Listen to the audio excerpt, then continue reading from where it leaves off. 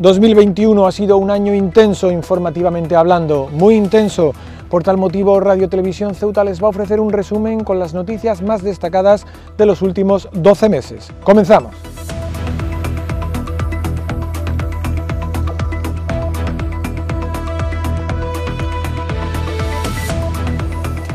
...72 personas han muerto por coronavirus durante este año 2021, 132 víctimas mortales desde el inicio de la pandemia, hace ya 1 año y 9 meses. La enfermedad es cierto que no se muestra tan agresiva. Afortunadamente los registros hospitalarios no son altos, pero debemos estar a la expectativa sobre lo que nos deparará el 2022 con relación a la situación sanitaria. Pues yo he aprovechado también para pedirle algo en nombre de todos los ceutíes, y lo primero que le he pedido es salud. Salgamos cuanto antes de esta pesadilla que nos azota durante tanto tiempo y que desgraciadamente en los últimos días pues está repuntando en Ceuta y a mucho ritmo. Comenzábamos el año con una petición a sus majestades los Reyes Magos recurrente, pero más necesaria que nunca. Salud es lo que le pedía el presidente Vivas a Melchor, Gaspar y Baltasar. Transcurridos 12 meses, el coronavirus sigue ahí. Es cierto que la vacunación ha frenado sus efectos, aunque no los contagios. Eso sí, de momento sin presión hospitalaria, que es hacia donde miramos de reojo. Es muy importante la presión hospitalaria, muy importante el número de vacunas, y a partir de ahí pues habrá que ir analizando. Pero lo que sí es importante es el cumplimiento de las medidas por parte de todos, la responsabilidad de todos. La utilización de la mascarilla es fundamental. De hecho, no se la ha querido quitar en esta entrevista. De momento la dinámica de la calle discurre por parámetros de flexibilidad, sometida fundamentalmente a la responsabilidad individual. No parece que la campaña de Navidad y Reyes se vaya a ver afectada. De hecho, hay una relación de actos programados institucionalmente cuya celebración está supeditada en todo momento a la evolución de la situación sanitaria. Pedir, por ejemplo, que la gente pues lleve sus mascarillas, que las lleve puestas aunque sean exteriores, en las distancias, en fin, yo sé que es complicado porque en una cabalgata es complicado mantener ese tipo de medidas, pero en principio, bueno, pues es lo que vamos a recomendar. Y bueno, se vive pues con cierta incertidumbre día a día, esperando ver cómo evoluciona la pandemia.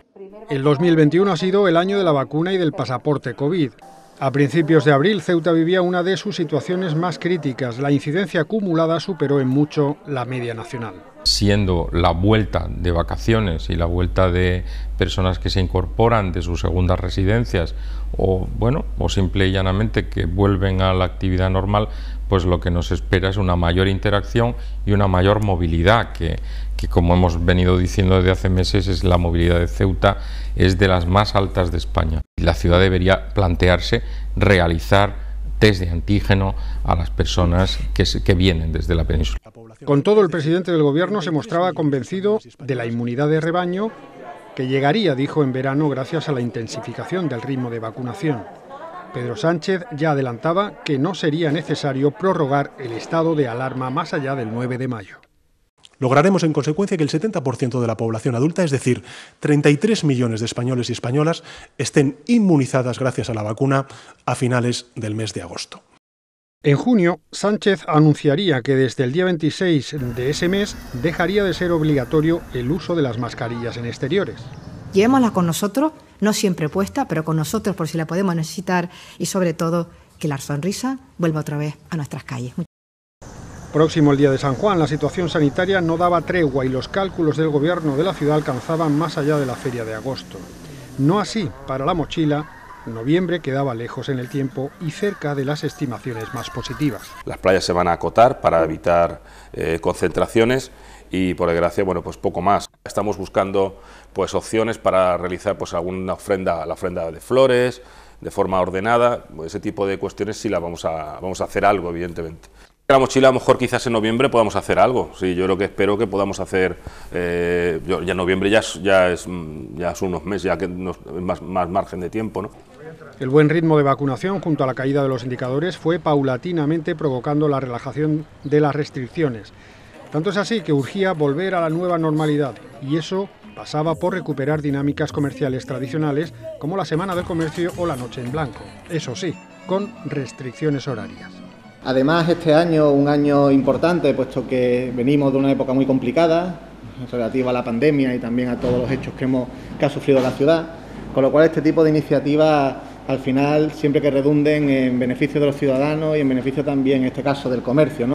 Pudiendo celebrar de una manera más contenida, sin lugar a dudas, porque seguimos sufriendo la pandemia, pero con las mismas ganas y con la convicción total de que será un éxito.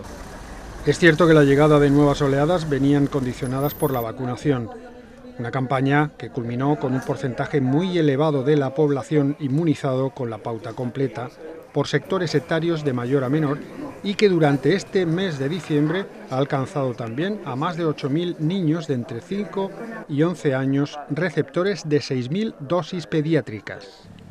También diciembre ha sido el mes del pasaporte COVID obligatorio como medida adicional de prevención y contención en la vigilancia y control de la salud pública frente a la crisis sanitaria provocada por la COVID-19. Este pasaporte es, por tanto, obligatorio para el acceso a locales de hostelería con grandes aforos, del ocio nocturno, residencias sociosanitarias y sanitarios de internamiento para acompañantes. El año va a terminar con los indicadores más altos de toda la pandemia, salvo el referido a la ocupación hospitalaria con muy pocos ingresos. Esto demuestra que el impacto de la COVID es menor, como decimos, gracias a la vacuna, lo cual puede influir negativamente en la percepción de que se trata de una enfermedad menor. Y lo peor no es que estemos batiendo récords después de un año y medio. Lo peor es que nadie sabe hasta dónde vamos a llegar. Ya pasamos a un nivel de transmisión, a un riesgo medio por el nivel de ocupación y eso nos eleva el nivel de riesgo a un nivel 2, ¿no? Desde hace ya unos días, hace 3 días aproximadamente, pero bueno, nosotros no lo habíamos anotado en nuestros informes diarios porque queríamos confirmarlo y ya con 3 días de persistencia de la ocupación hospitalaria y de los ingresos a 7 días tan elevados, tan elevado respecto a lo anterior, quiero decir. Un año y 9 meses después, el debate sigue siendo el mismo. La actividad económica necesita de interacción social y este es el escenario idóneo para la propagación del virus. Lo que no es lo mismo, 132 víctimas mortales por coronavirus, 72 de ellas en este 2021, que termina con pena y sin gloria con respecto a la pandemia. Sin duda, una de las noticias más destacadas y más relevantes no solamente de este 2021, sino de los últimos años, ha sido la entrada masiva de los días 17 y 18 de mayo. Se estima que en apenas 24 horas entraron en Ceuta más de 12.000 personas, de ellas al menos 1 millar menores de edad, bajo la pasividad absoluta de las autoridades marroquíes. Unos hechos que han puesto en jaque la territorialidad de Ceuta y de España, que han puesto el foco de la actualidad internacional y nacional aquí, en este espigón, en esta playa del Tarajal, y un episodio tras el que Ceuta aún no ha recuperado su normalidad absoluta, sino que sigue afrontando sus consecuencias, sobre todo por la falta de recursos. Ceuta amanecía el 17 de mayo con un goteo de entradas de personas a nado a través del espigón de Benzú, donde a primera hora de la mañana ya se contabilizaban al menos 70. Estas continuaron por el Tarajal y a mediodía se contaban por centenares. La tensión crecía y la actuación de la Guardia Civil fue esencial para salvar las vidas de muchas personas que luchaban por sobrevivir en el agua. Todo ello con una pasividad absoluta del Reino de Marruecos, que no solo no evitaba, sino que animaba a sus ciudadanos a intentar acceder a Ceuta, como respuesta ante la acogida humanitaria del líder del Frente Polisario, Brahim Ghali, en un hospital de Logroño. Muchas de esas personas eran niños. A las 11 de la noche del primer día de crisis, las fuentes oficiales cifraban en 5.000 las personas que habían cruzado la frontera. Guardia Civil y policía reforzaron su presencia en la zona y el presidente Vivas solicitó la presencia del ejército, que se desplegó al día siguiente. Y se trata de restablecer la normalidad alterada en Ceuta y en la frontera. Y hay que restablecerla de manera inmediata, de manera contundente, en el ejercicio de la acción diplomática que el Gobierno de la Nación tiene a su alcance y utilizando todos los medios y recursos que también tiene a su alcance a través de los distintos departamentos ministeriales y en ellos también incluyo al Ejército. Durante la madrugada del 18 de mayo comenzaron los regresos voluntarios. También hubo devoluciones. En total, más de 1.500 personas volvieron a su país, según los datos aportados por Marlaska ese día, en el que la playa del Tarajal recordaba a una escena bélica.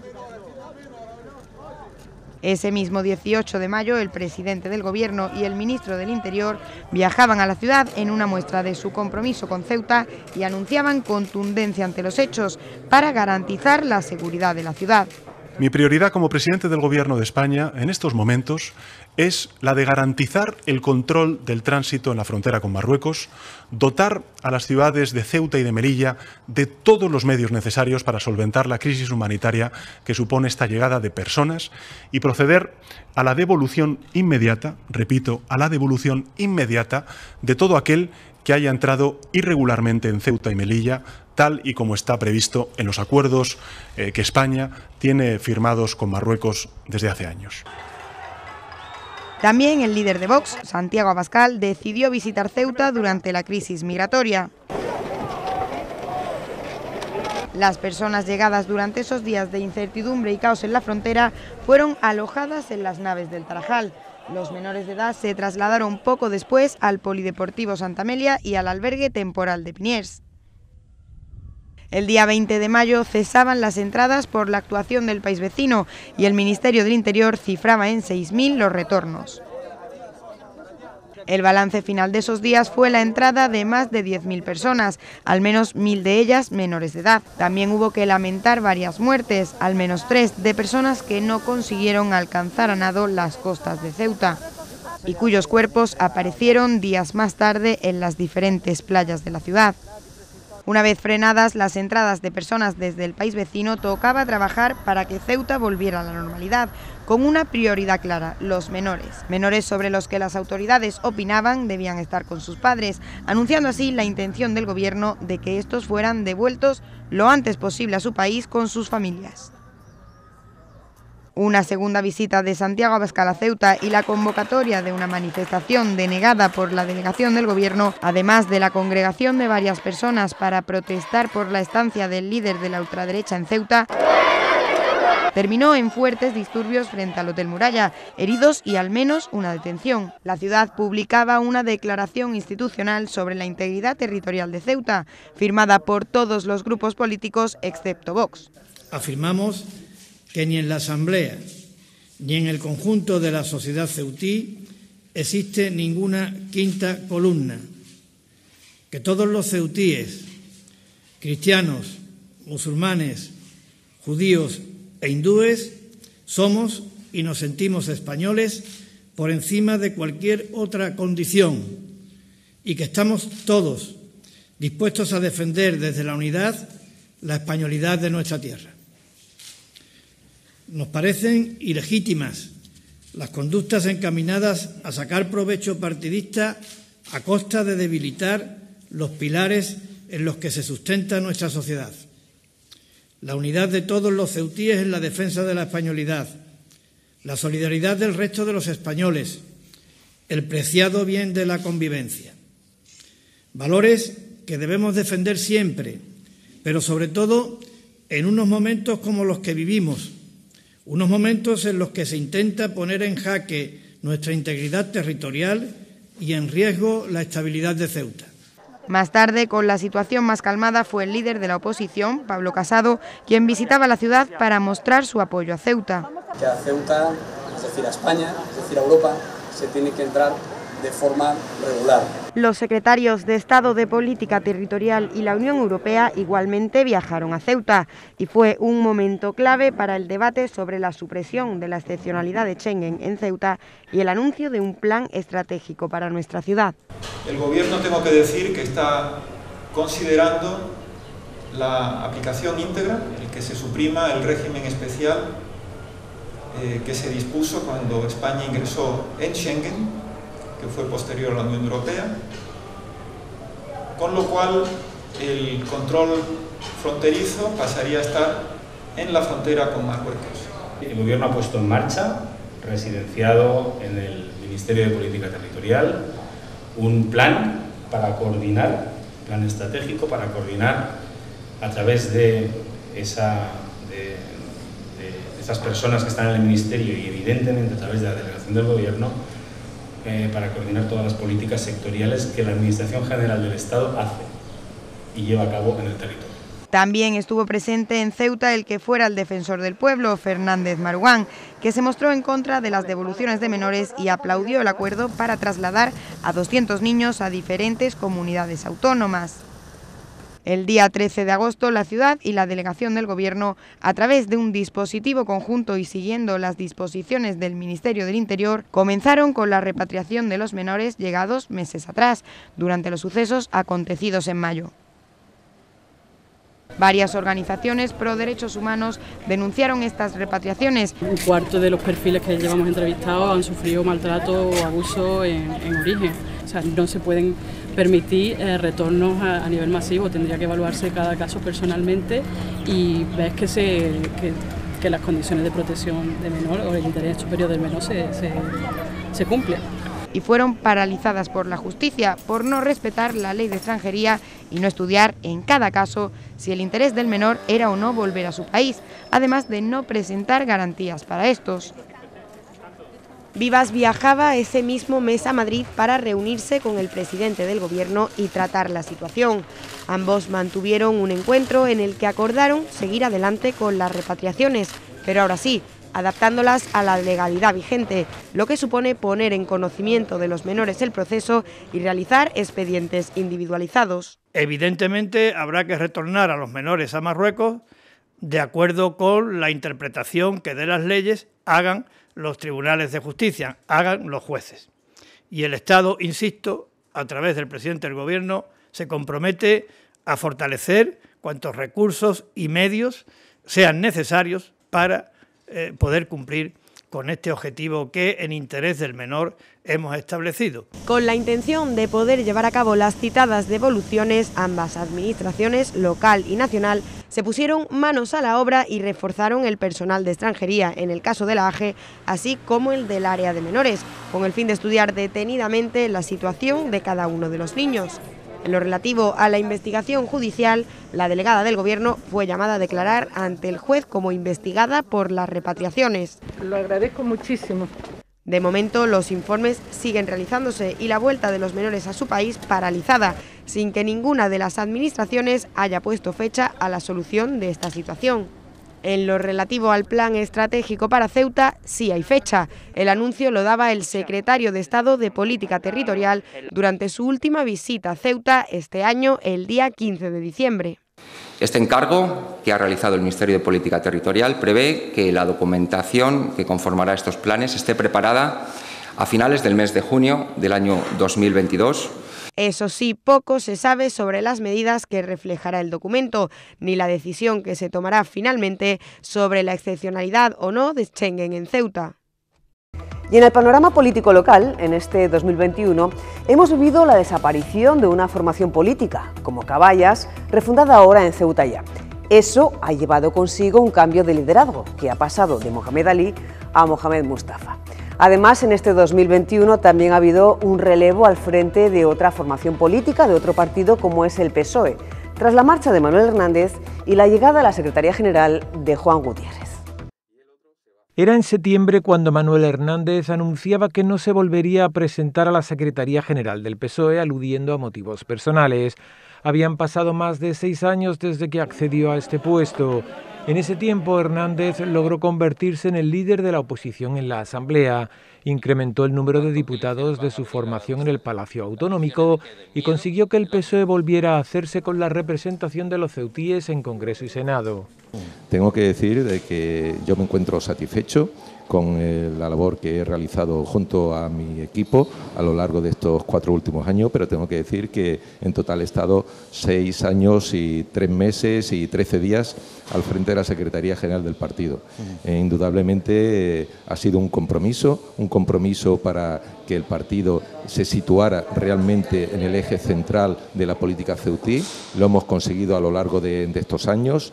Ha sido una etapa difícil, en primer lugar, porque accedí a la Secretaría General en un congreso extraordinario en el 2015 y había que afianzar las estructuras internas del partido. Y ya en el Congreso del 2017 pues hemos podido sentar las bases para que el partido se encuentre ahora mismo en una situación de privilegio, en una plataforma de lanzamiento de cara, ya digo, al nuevo ciclo electoral.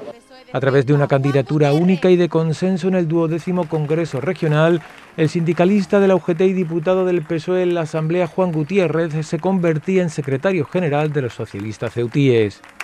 El PSOE es el gran partido de España, el partido que nunca cambió de sigla, el partido de las transformaciones y las mejoras que ha dado a España una sociedad mejor, un país mejor. Somos el partido que gobierna España.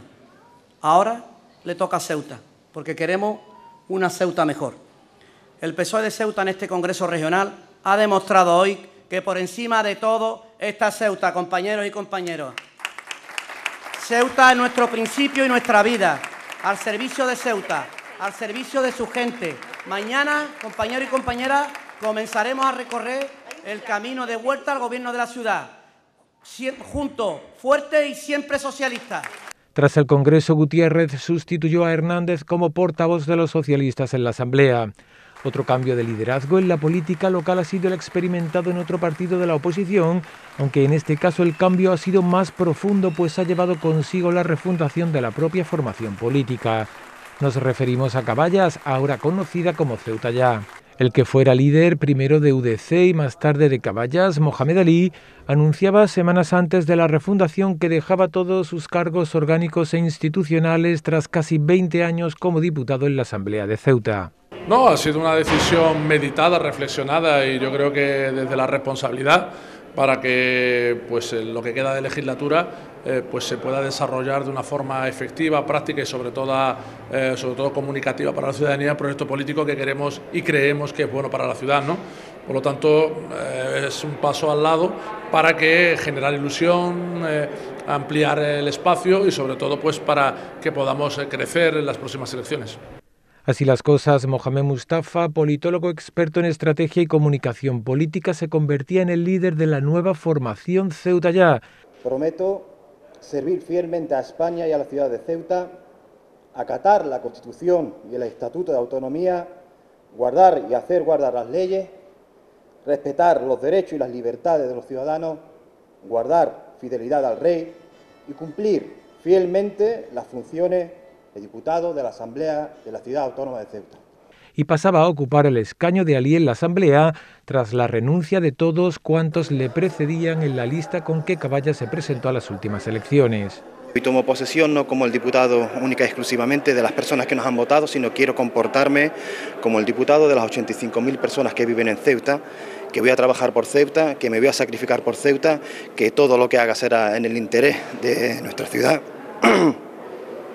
Y sobre todo, fundamentalmente, quiero decirle a la gente que no las voy a defraudar, que lo único que puedo aportar es trabajo y esa es mi carta de presentación.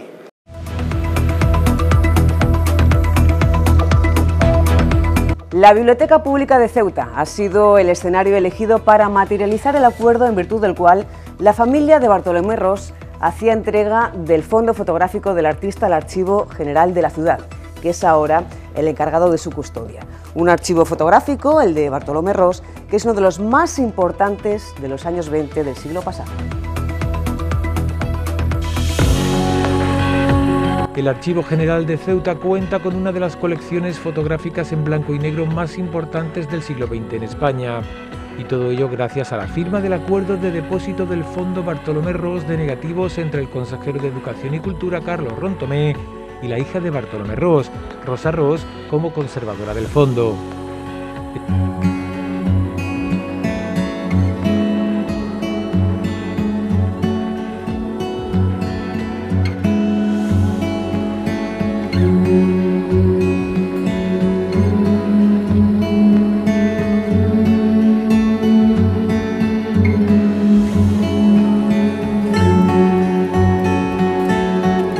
Esta colección cuenta con más de 2.000 negativos, tanto en cristal como en acetato, y algunos con más de un siglo de antigüedad.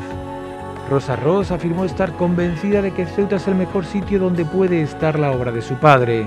Y solo quiero decirles que, que Bartolomé Ros ha vuelto a su casa.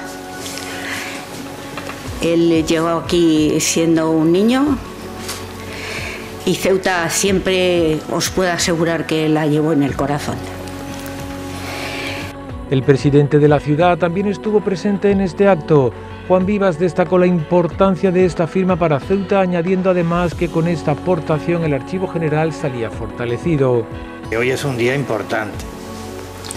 Importante, por supuesto, para ese objetivo ineludible y a la vez compromiso de preservar el patrimonio histórico y cultural de nuestra ciudad, pero importante para Ceuta, porque creo que lo verdaderamente importante es aquello que resulta intangible, que resulta irrepetible, que no se puede medir, y eso es en gran medida el fondo documental de Bartolomé Ros. Es muy importante, un día muy importante para el archivo de la ciudad de Ceuta, como decía, porque el archivo se ve fortalecido con esta aportación.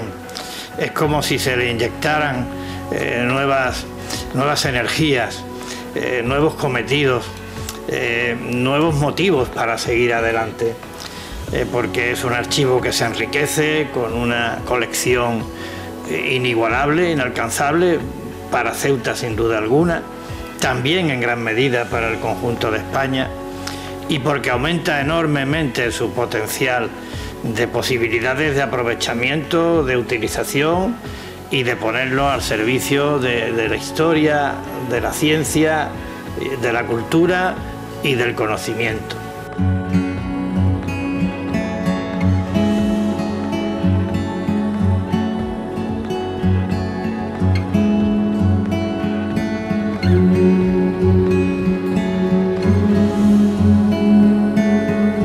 La familia Ros ha decidido depositar el fondo de negativos en el Archivo General de Ceuta en atención a la importancia que nuestra ciudad tuvo en su trabajo. Los herederos mantienen la propiedad del mismo, así como los derechos de autor y su administración.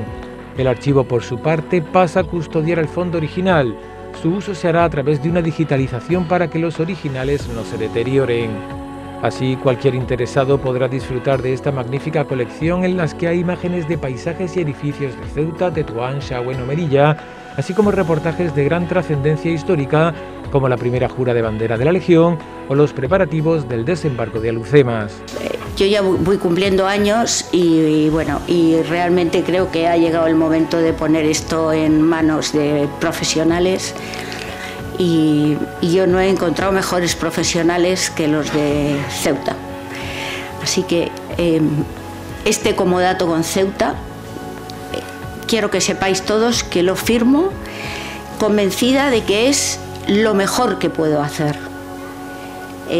No quiero ir a ningún otro sitio, quiero decir, no quiero hacer esto con ningún otro sitio, porque Ceuta creo que es el mejor sitio donde puede mi padre estar, y yo como satisfacción personal también para mí es el mejor sitio donde puedo pensar que ya está la obra de mi padre, porque creo que es donde la vais a valorar, donde la vais a cuidar y donde va a tener una larguísima vida. Y yo también, a partir de la fecha, pues voy a vivir de las satisfacciones que me deis. En el ámbito cultural, en este 2021, también le hemos dicho adiós a la exposición Mariano Bertucci, un pintor en nuestra memoria. Una muestra que ha estado expuesta aquí, en el Museo de Ceuta de las Murallas Reales, durante un periodo de 4 años, tiempo en el que han pasado por aquí a visitarla 38.000 personas.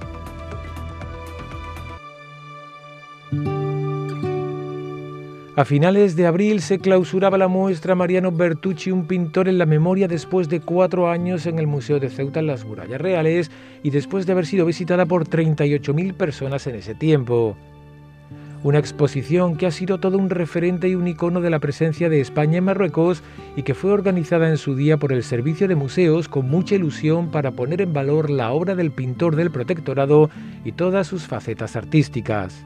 La labor que realizó Mariano Bertucci Alcaide, el padre de Marina, que durante muchos años estuvo recopilando toda la obra que pudo de su abuelo, y que su sueño era que esa obra que él estaba recopilando a través de muchísimas gestiones y de muchísimas inversiones pudiera verse algún día en un museo. Y eso lo consiguió gracias también a la Ciudad Autónoma de Ceuta hace ya 4 años, como ha quedado dicho, y que realmente fue una satisfacción para él, para toda la familia y para todos los que seguimos y hemos seguido a Mariano Bertucci Nieto a través de la historia del protectorado de Marruecos. Para mí Bertucci es un referente, un icono de lo que es la representación de la España en el Marruecos durante un amplio periodo de su historia. Es, por lo tanto, una representación de esa época concreta, de esa España concreta, de ese espacio concreto. Yo descubrí a Bertucci cuando estaba estudiando el doctorado a través de las portadas de la revista África y me quedé totalmente enamorado de su obra. Para nosotros ha sido una satisfacción, es triste, un momento de tristeza despedir esta exposición, pero también de satisfacción por lo que hemos logrado, por lo que hemos obtenido y sobre todo por un relanzamiento, una puesta en valor más si cabe de la obra de este magnífico pintor. En el acto de clausura, la biznieta de Bertucci hizo entrega al consejero de Educación y Cultura de uno de los cuadros del pintor, el jardín de la Escuela de Artes y Oficios de Tetuán. Visiblemente emocionada, Marina Bertucci expresó su eterno agradecimiento a todas las personalidades que apostaron por este proyecto. Estoy un poco emocionada, es un momento un poco agridulce para mí porque ponemos fin a una etapa. Perdón.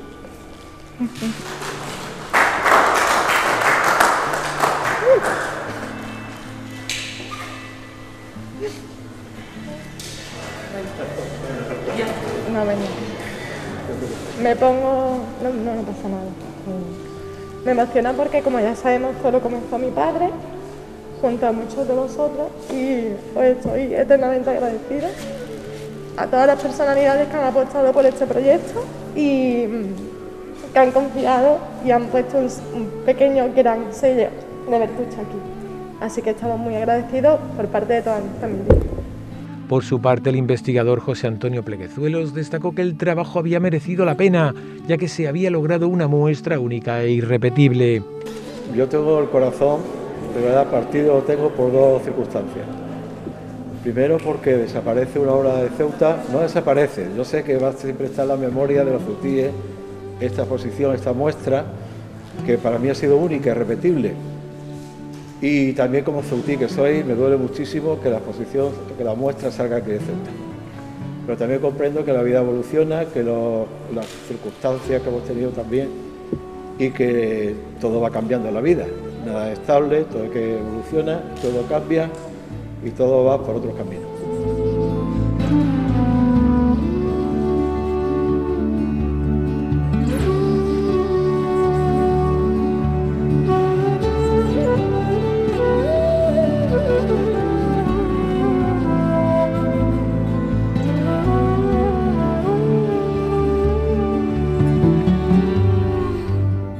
Esta exposición, que ha permanecido en Ceuta durante 4 años, ha evocado una época decisiva y determinante para la historia de España y de Ceuta en cuanto al primer tercio del siglo XX. Esta singular colección estuvo integrada por un selecto repertorio de su obra pictórica, donde se incluyeron 90 óleos y 45 acuarelas, así como una muestra significativa de sus creaciones gráficas y un valioso legado documental.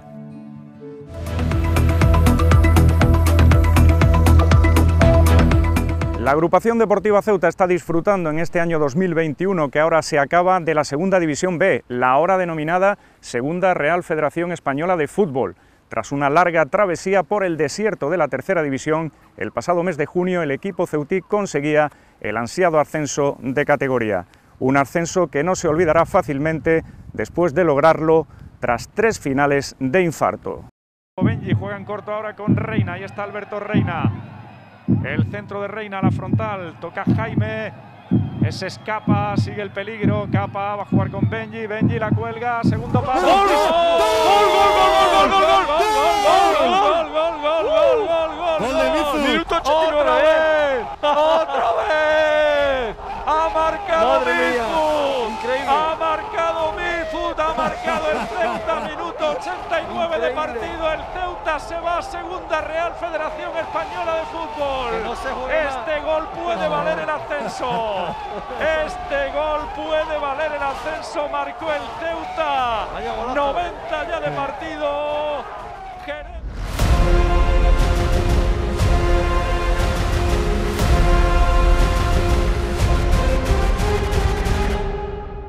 La historia del ascenso de la agrupación deportiva Ceuta a la nueva Segunda Real Federación Española de Fútbol fue una historia de sufrimiento después de una temporada muy complicada, llena de obstáculos, que los blancos finalmente consiguieron sortear hasta lograr el anhelado salto de categoría cuando nadie apostaba por ellos.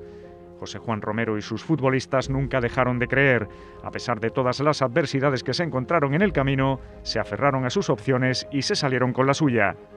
Cuando todo parecía estar en contra, el Ceuta resurgió de sus cenizas, se metió en la fase de ascenso y superó 3 eliminatorias increíbles ante Utrera, Ciudad de Lucena y Jerez Club Deportivo para 9 años después abandonar por fin el pozo de la tercera división.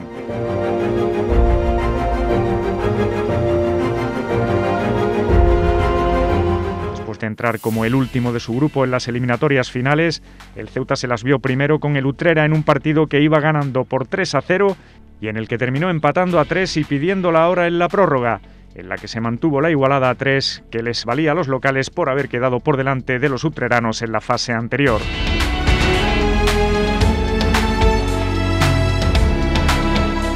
Salvado el primer match ball, la cosa se complicaba un poco más. El Ceuta se la jugaba en la siguiente eliminatoria a partido único en Lucena y ahí no le valía el empate. Los de Romero, con el joven Roden en la portería por las lesiones de sus 2 porteros, estaban obligados a ganar y en un final de partido increíble vencieron por 1-2 con un gol de Ismael César en el minuto 95 que provocaba el éxtasis entre los ceutíes tras conseguir meterse en la final de ascenso. Vamos a ver si es esta. Ahí está ese balón de Reina.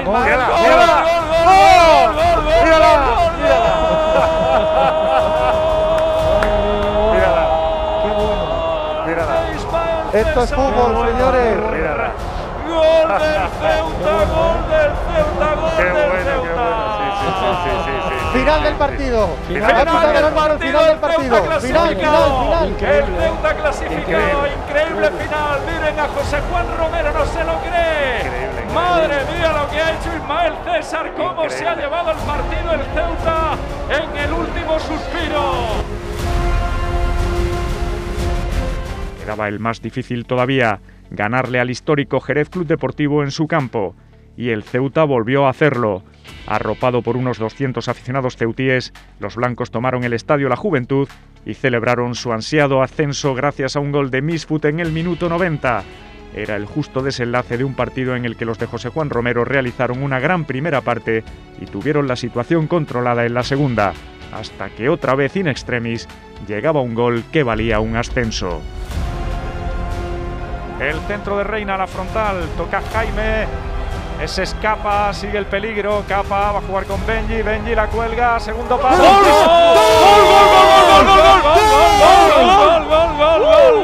¡Gol de Misfut! ¡Minuto 89! ¡Otra vez! ¡Ha marcado Misfut! ¡Ha marcado Misfut! ¡Ha marcado el Ceuta! Minuto 89 de partido, el Ceuta se va a Segunda Real Federación Española de Fútbol. Se va a acabar. Va a golpear Reina, balón largo. El árbitro que mira el reloj final. Sí. El Ceuta asciende.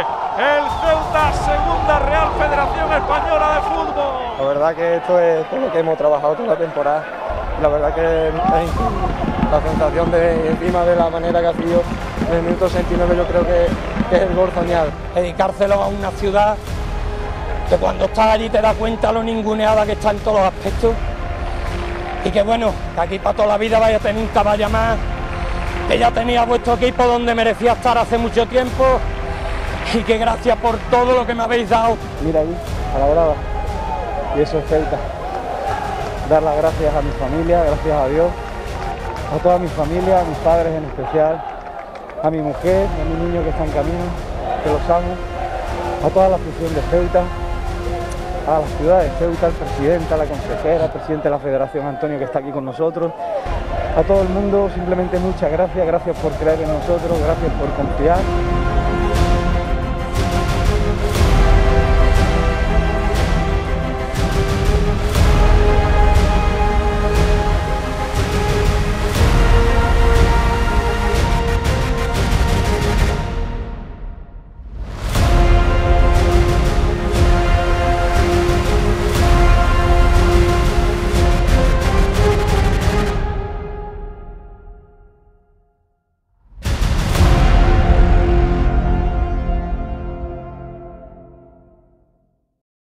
Aquí en estas aguas, las del Pantano del Renegado, dio sus primeras paladas Isa Contreras. Aquí empezó todo para la piragüista ceutí del Club Los Delfines. A pesar de quienes pensaban que no llegaría lejos por su corta estatura, nunca se rindió. Después de muchos años de perseverancia, constancia y sacrificio, la ceutí veía hecho realidad su sueño el pasado mes de agosto: participar en unos Juegos Olímpicos.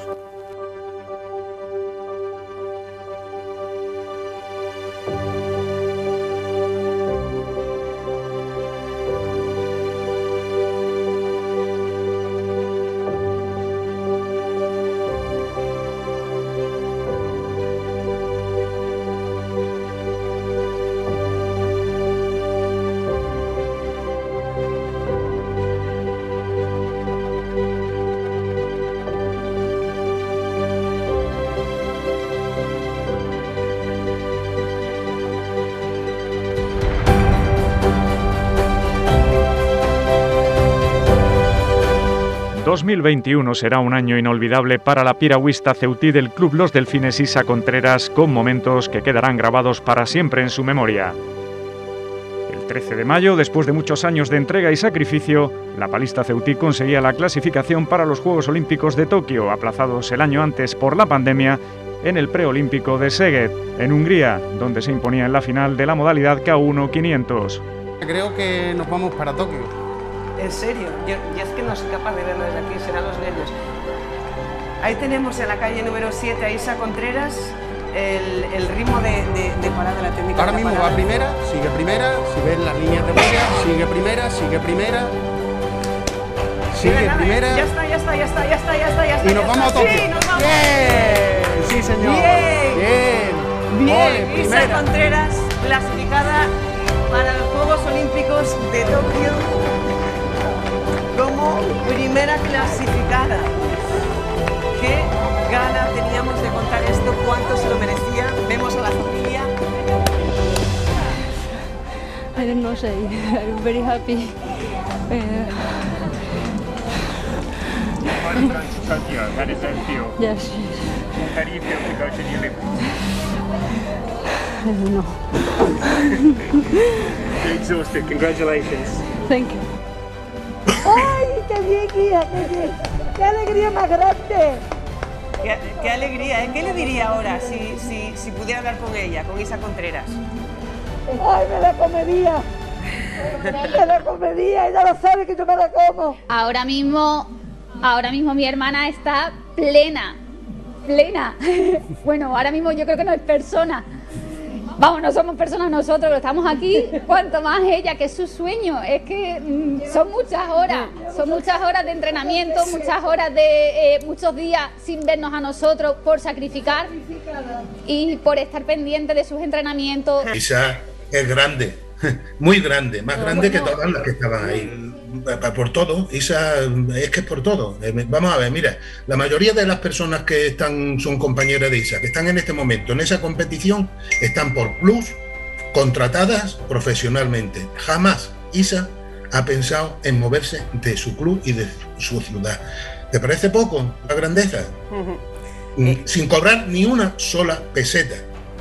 La piragüista ceutí vio así hecho realidad su sueño, por el que estuvo luchando durante años. Isa Contreras fue recibida como una campeona por familiares y amigos.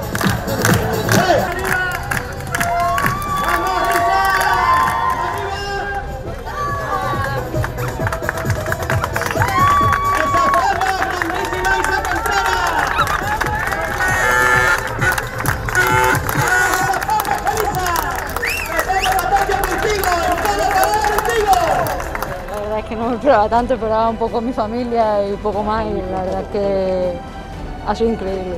El presidente de la ciudad también le quiso reconocer su gesta preolímpica.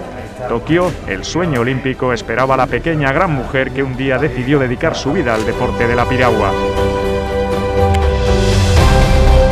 Tras varios días impregnándose del espíritu olímpico, en la madrugada del 4 de agosto en España, Isa Contreras debutaba por fin en los Juegos Olímpicos de Tokio, donde se clasificaba en la cuarta posición en su serie eliminatoria de K1 500, con lo que no lograba la clasificación directa para las semifinales. La piragüista caballa tuvo una segunda oportunidad en la repesca de cuartos de final. Se impuso en su serie y se metió en las semifinales. El 5 de agosto, el día de la patrona de Ceuta, la Virgen de África, finalmente fue sexta y no pudo meterse en la final por las medallas. Se clasificó para la final C, en la que se despidió de los Juegos con el tercer puesto en una prueba muy disputada. La Ceutí dio la cara hasta la última palada en la que fue su primera experiencia olímpica, un sueño que por fin pudo cumplir a sus 32 años. Aunque aún restan 2 años, Isa ya tiene otro reto en su mente: llegar a París 2024.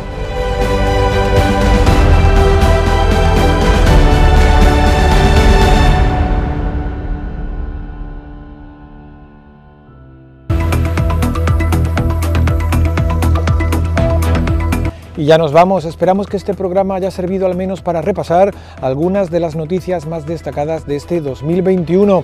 Seguramente nos habremos dejado alguna en el tintero, pero estamos convencidos de que las noticias que aquí aparecen serán consideradas con el paso del tiempo como hechos relevantes de este año que ya toca a su fin.